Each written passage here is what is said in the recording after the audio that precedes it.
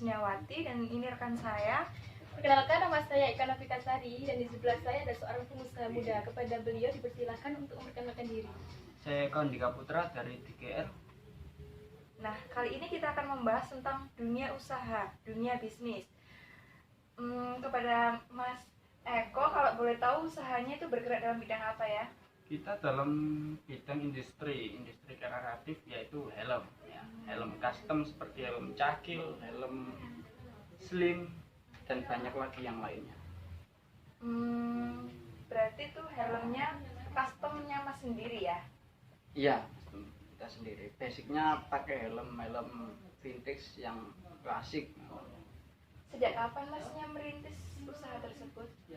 Sejak tahun 2017 ya. Pada saat itu kita tidak berada di industri ini ya. Pada saat itu kita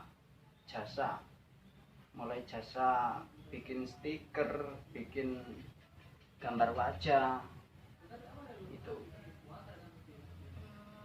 Iya. Itu terus apa sejarah usaha, kenapa sih Masnya kok bisa memilih usaha helm? Kan banyak, kalau cowok itu biasanya kadang clothing baju, Iya. terus jual sepatu atau apa gitu. Kenapa kok lebih spesifiknya memilih helm untuk usaha Masnya?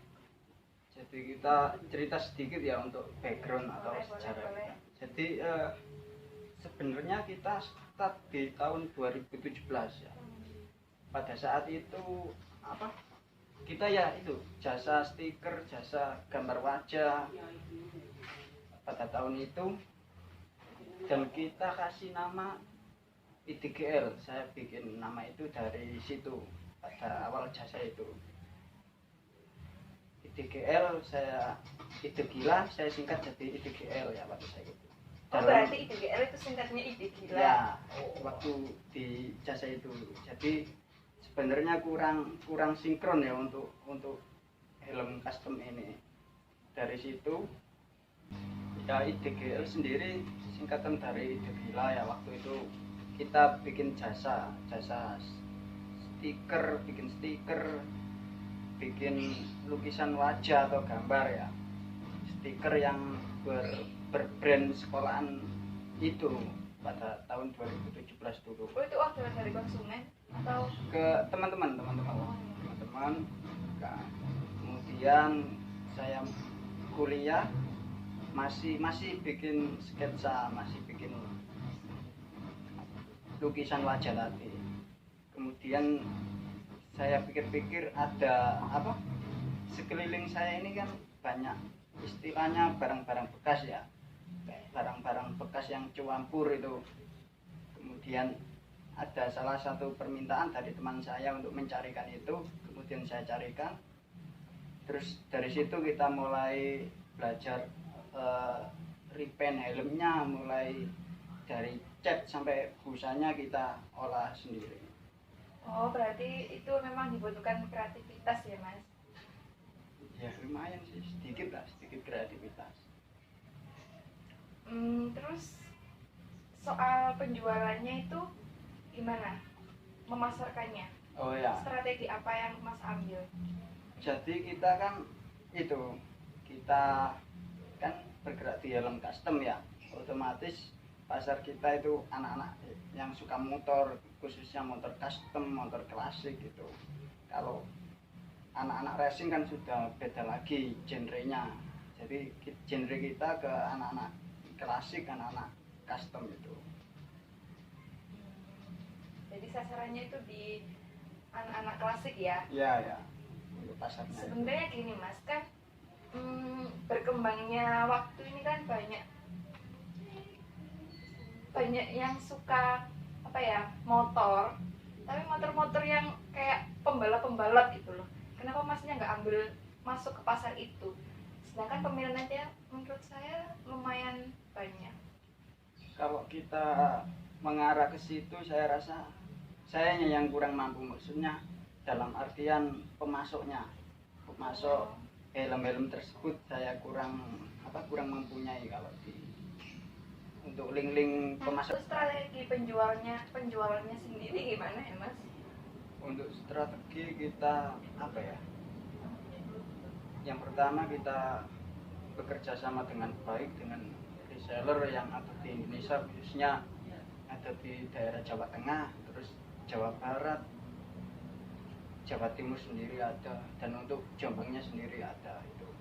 Yang kedua kita pasarkan lewat media sederhana, yaitu media sosial ya, tapi dengan cara yang konsisten ya. Seperti menggunakan fanspage, IG, dan aplikasi penjualan yang lainnya seperti Shopee itu. Terus untuk penjualannya itu ada kayak promosi atau potongan diskon gitu nggak sih Mas, buat mendongkrak penjualan usahanya? Kalau nggak ada embel-embel gitu kan kadang nggak bisa rame. Kita bikin sih, cuma jarang kalau diskon. Nanti kan takut kesannya terlalu gimana gitu kalau banyak diskon gitu. Nah, mengenai usaha, maksudnya kan biasanya tuh ada kayak pasang surutnya gitu. Yeah. Menurut masnya tuh gimana ya kalau cara menangani kayak pasang surut penjualan, kadang ada turunnya, maksudnya tuh penghasilannya juga kan biasanya setiap bulan masnya kan mungkin berbeda-beda tergantung ramainya. Nah itu gimana caranya masnya untuk menghadapi pasang surut di pasaran? Ya, kalau kita bicara soal pasang surut kan selalu ada, pasti ada di masa-masa sulit atau saat-saat kita enjoy di situ. Tapi yang pertama kita tetap berpikir positif aja, kalau kita pasti bisa kan. Tapi memang kadang ya kita bingung sendiri kadang kan, tapi kita tetap ada target, misalnya 1 bulan harus dapat segini itu harus.